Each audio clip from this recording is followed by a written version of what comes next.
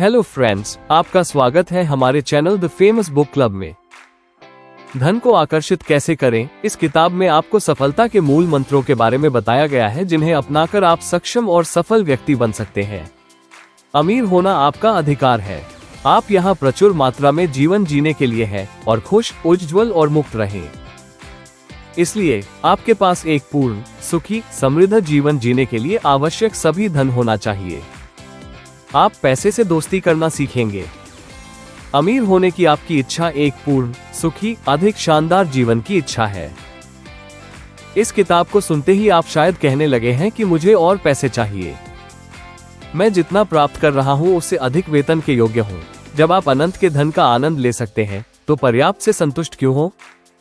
आप दुनिया भर की यात्रा करना चाहते हैं, विदेशों में कला का अध्ययन करना चाहते हैं, कॉलेज जाना चाहते हैं या अपने बच्चों को एक बेहतर स्कूल में भेजना चाहते हैं। आप निश्चित रूप से अपने बच्चों को सुंदर परिवेश में लाना चाहते हैं। आप सफल होने के लिए, जीतने के लिए, सभी कठिनाइयों पर विजय प्राप्त करने के लिए और अपने सभी संकायों को पूरी तरह से विकसित करने के लिए पैदा हुए थे। अगर आपके जीवन में आर्थिक तंगी है तो उसके लिए कुछ करें। आप यहाँ विकास करने आए हैं, विस्तार करने आए हैं और खुद को प्रकट करने आए हैं, आध्यात्मिक दृष्टि से, मानसिक दृष्टि से और भौतिक दृष्टि से। आपको खुद को सौंदर्य और लक्जरी से घेर लेना चाहिए। जब आप असीम दौलत का आनंद ले सकते हैं तो फिर सीमित पैसों से क्यों संतोष करें? इस पोस्ट में धन को आकर्षित कैसे करें बाय जोसेफ मर्फी बुक से हम सीखेंगे कि पैसे के साथ दोस्ती कैसे करें और हमारे पास हमेशा समृद्धि कैसे रहे। आगे मैं आपको एक ऐसे बड़े इंसान की छोटी सी कहानी बता रहा हूँ जिसे मेरी भी जिंदगी बदलने में बहुत बड़ी भूमिका रही है। हम बात करने जा रहे हैं किरकोर कक केरकुरियन के बारे में, जो एक अमेरिकी व्यापारी, निवेशक और परोपकारी व्यक्ति थे। कक केरकुरियन महामंदी की ऊंचाई के दौरान बड़े हो रहे थे। परिवार की मदद के लिए पैसे कमाने के तरीके खोजने के लिए उन्हें स्कूल छोड़ना पड़ा। वो एक मुक्केबाज बन गया, जिससे उसे कुछ अतिरिक्त नकदी घर लाने की अनुमति मिली। फिर वो रॉयल एयरफोर्स में शामिल हो गए, जहां वे एक साहसी पायलट बन गए। अटलांटिक में मार्गों पर उड़ान भरी, जिसमें हताहत होने की दर 25% थी। वहां से उन्होंने लास वेगास में एक रियल एस्टेट मैग्नेट बनने के लिए पर्याप्त पैसा कमाने से पहले क्रेप्स में अपना मौका लिया। द इंटरनेशनल और एमजीएम ग्रैंड के निर्माण से पहले उन्होंने द फ्लेमिंगो को खरीदा। लेखक कहते हैं कि अमीर बनना आपका अधिकार है। क्या आपकी सैलरी बहुत कम है? कई लोगों के पास ज्यादा पैसा भी नहीं होता क्योंकि वो पैसों की कभी वैल्यू भी नहीं देते। वो यह मानते हैं कि पैसे का प्रेम ही सारी बुराई की जड़ है। यह अवचेतन भाव बचपन के ट्रेनिंग, अंधविश्वास या धर्मग्रंथों की गलत व्याख्या पर आधारित हो सकता है। ये किसी भी अन्य मानसिक रोग की तरह एक बीमारी है। गरीबी किसी भी अन्य मानसिक रोग की तरह एक बीमारी है। यदि आप शारीरिक रूप से बीमार होते तो आप सोचते कि आपके साथ कुछ गड़बड़ है, आप मदद मांगेंगे या इस स्थिति के बारे में तुरंत कुछ करेंगे। इसी तरह अगर आपके पास पैसा नहीं है तो आपके साथ कुछ गलत है। आप सफल होने के लिए, जीतने के लिए, सभी कठिनाइयों पर विजय प्राप्त करने के लिए और अपने सभी संकायों को पूरी तरह से विकसित करने के लिए पैदा हुए थे। अगर आपके जीवन में आर्थिक तंगी है तो उसके लिए कुछ करें। पैसे के बारे में सभी अंधविश्वासों से तुरंत दूर हो जाओ। पैसे को कभी भी बुरा या गंदा मत समझो। यदि आप ऐसा करते हैं तो आप इसे अपने से दूर रखने का कारण बनते हैं। याद रखें कि आप वो खो देते हैं जिसकी आप निंदा करते हैं। मान लीजिए, उदाहरण के लिए, आपको जमीन में सोना, चांदी, सीसा, तांबा या लोहा मिला है। क्या आप इन बातों को बुरा करेंगे? भगवान ने सभी चीजों को अच्छा बताया। कुछ लोग कहेंगे, ओह, लोग पैसे के लिए लोगों की जान ले लेते हैं, वे पैसे के लिए चोरी करते हैं। ये सच है कि पैसा बहुत ज्यादा अपराधों से संबंध रखता है, लेकिन इससे ये बुरा नहीं बन जाता। कोई आदमी किसी की जान लेने के लिए किसी दूसरे को $50 देता है। उसने एक विनाशकारी उद्देश्य से पैसे का दुरुपयोग किया है। इसी तरह आप बिजली का इस्तेमाल किसी की जान लेने के लिए कर सकते हैं या इससे घर को रोशन कर सकते हैं। आप पानी का इस्तेमाल किसी की प्यास बुझाने के लिए कर सकते हैं या इसमें उसे डुबा भी सकते हैं। आप आग का इस्तेमाल किसी को गर्मी देने या उसे जलाकर मार डालने के लिए कर सकते हैं। इसी तरह यह आप पर है कि पैसे के बारे में आप क्या सोचते हैं। मनुष्य का स्वभाव बुरा नहीं है, तुम में कोई दुष्ट स्वभाव नहीं है। ये ईश्वर है सार्वभौमिक ज्ञान है या जीवन आपके माध्यम से अभिव्यक्ति की तलाश में है। उदाहरण के लिए, एक लड़का कॉलेज जाना चाहता है लेकिन उसके पास पर्याप्त पैसा नहीं है। वो पड़ोस के अन्य लड़कों को कॉलेज और विश्वविद्यालय जाते देखता है, उसकी इच्छा बढ़ जाती है। वो अपने आप से कहता है, मुझे भी शिक्षा चाहिए। ऐसा युवक कॉलेज जाने के लिए चोरी और पैसे का गबन कर सकता है। कॉलेज जाने की इच्छा मूल रूप से और मौलिक रूप से अच्छी थी। उसने समाज के नियमों, सद्भाव के लौकिक नियम या सुनहरे नियम का उल्लंघन करके उस इच्छा या आग्रह को गलत दिशा दी। तब वो स्वयं को संकट में पाता है।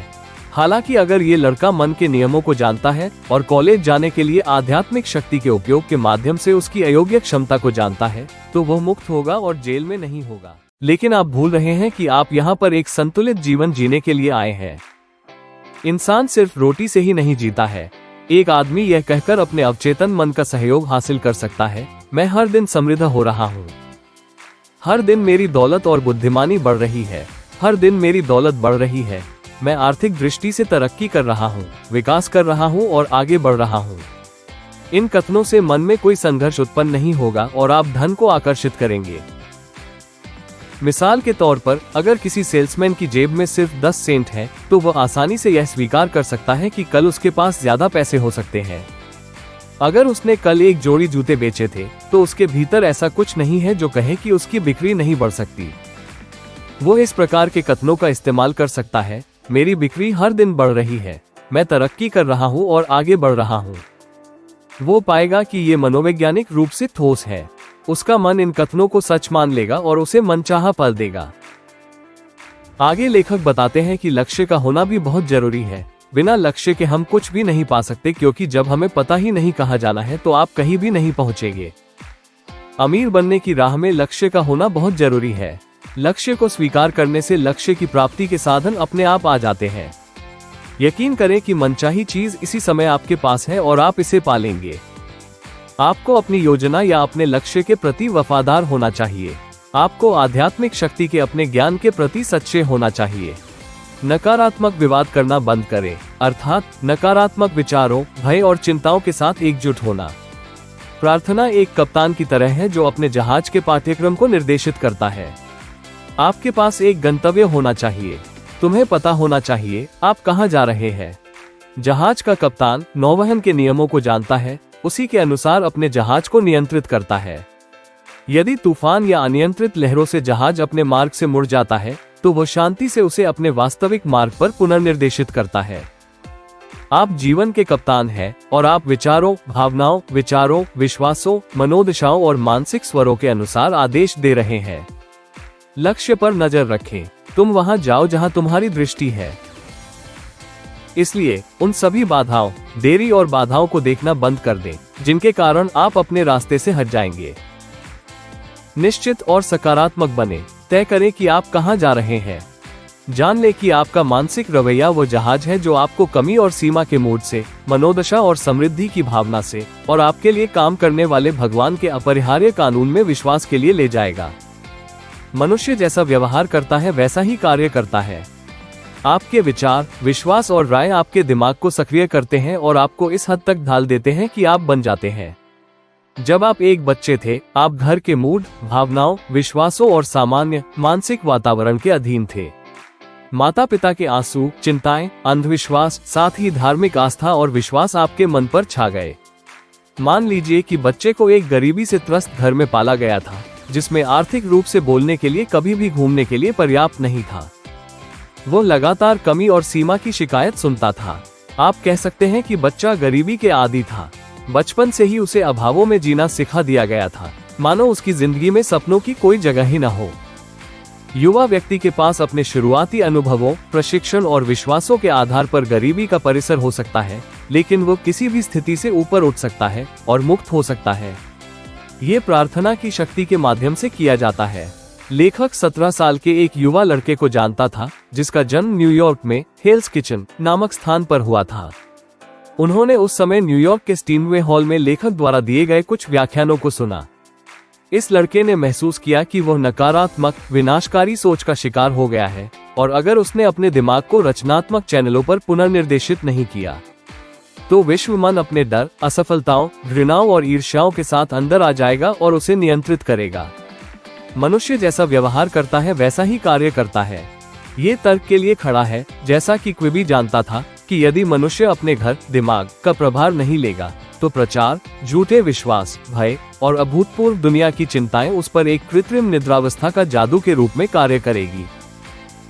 आगे लेखक अमीरी की राह बताते हैं।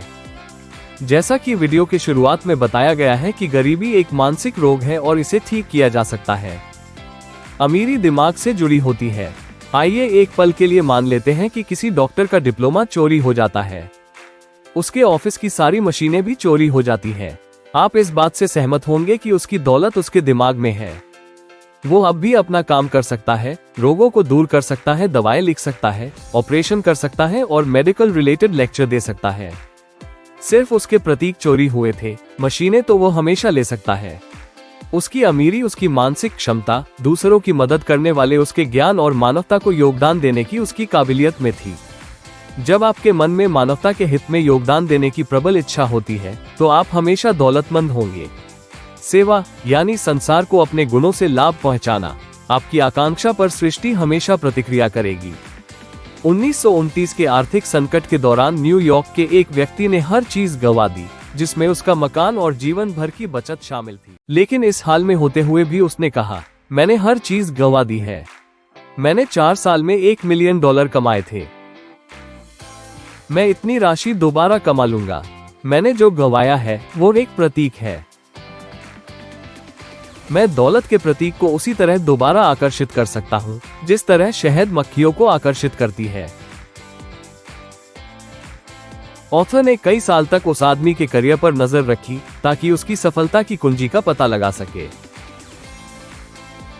और वो कुंजी यह थी, पानी को सुरा में बदलो।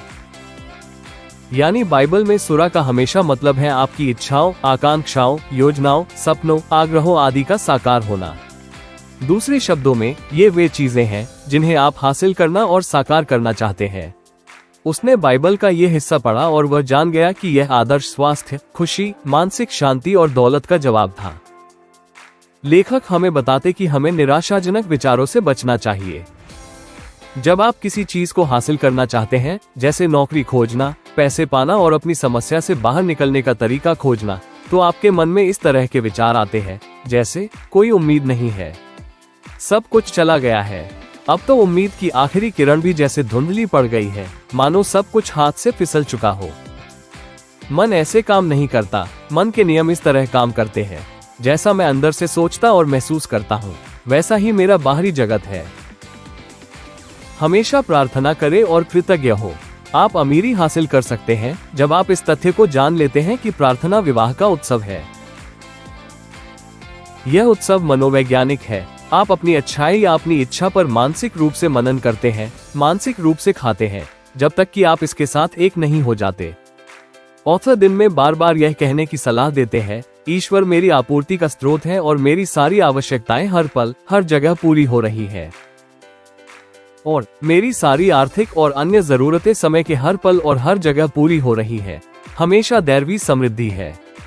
इस सरल कथन को बार बार, अक्सर, जानते बूझते हुए और समझदारी से दोहराए जाने पर आपके मन में समृद्धि की चेतना भर जाएगी। इस संसार में पशुओं के जीवन के बारे में सोचें और अंतरिक्ष की सारी आकाशगंगाओं के बारे में सोचें, जिनकी परवाह एक असीम प्रज्ञा कर रही है। गौर करें कि प्रकृति कितनी उदार, प्रचुर और अतिशय है। समुद्र की मछलियों के बारे में सोचें जिन्हें खाना मिल रहा है। साथ ही आसमान के पक्षियों के बारे में भी सोचें। दैवी बुद्धिमत्ता को अपना मार्गदर्शक बनने दें। अपने भीतर की बुद्धिमत्ता को सभी तरीकों से अपना नेतृत्व करने दें, मार्गदर्शन करने दें और शासित करने दें। अपना आग्रह इस अंदर वास करने वाली उपस्थिति के हवाले कर दें और अपने दिल तथा आत्मा में जान ले कि यह चिंता को दूर कर देगी, घाव को भर देगी और आपकी आत्मा को दोबारा संभाव व शांति तक पहुंचा देगी। अपने दिल और दिमाग को खोलें और कहें, ईश्वर मेरा पायलट है। वो मेरा नेतृत्व करता है। वो मुझे समृद्ध बनाता है। वो मेरा परामर्शदाता है। मैं एक मार्ग हूँ जिसके जरिए ईश्वर की दौलत अनंत रूप से, प्रचुरता में और मुक्तता से प्रवाहित होती है। इस प्रार्थना को अपने दिल पर लिख लें, इसे अपने दिमाग पर अंकित कर लें। ईश्वर की महिमा की प्रकाश रेखा पर केंद्रित रहें। जो मनुष्य अपने मन की आंतरिक कार्यप्रणाली नहीं जानता है, वो बोझ, चिंताओं और तनावों से भरा रहता है। वो यह नहीं सीख पाया है कि कैसे अपना बोझ अंदर वास करने वाली उपस्थिति पर डालकर मुक्त हुआ जाता है। चुनने की अपनी क्षमता के माध्यम से आपने जो चुना है उसकी वास्तविकता की कल्पना करें और विश्वास और दृढ़ता के माध्यम से आप जीवन में अपने लक्ष्य को प्राप्त कर सकते हैं। स्वर्ग की सारी दौलत अब तुम्हारे भीतर है, जो मुक्त होने की प्रतीक्षा कर रही है। शांति, आनंद, प्रेम, मार्गदर्शन, प्रेरणा, सद्भावना और प्रचुरता सभी अब मौजूद है। भगवान के धन को व्यक्त करने के लिए जो कुछ भी आवश्यक है वो ये है कि आप वर्तमान, अपनी सीमा को छोड़ दें, मानसिक दृष्टि या चित्र में प्रवेश करें और एक खुश, आनंदमय मनोदशा में अपने आदर्श के साथ एक हो जाएं। उच्च ऊंचाई के क्षणों में अपने अच्छे को देखने और महसूस करने के बाद आप जानते हैं कि थोड़ी देर में आप अपने आदर्श को निष्पक्ष रूप से देखेंगे जब आप समय और स्थान के माध्यम से चलते हैं। जैसे भीतर वैसे ही बिना, जितना नीचे उतना ऊपर, जैसे स्वर्ग में वैसे ही पृथ्वी पर। दूसरे शब्दों में आप अपने विश्वासों को व्यक्त होते देखेंगे। आशा है कि इस पुस्तक सारांश ने आपको किसी तरह से मदद की होगी। कृपया कमेंट करें।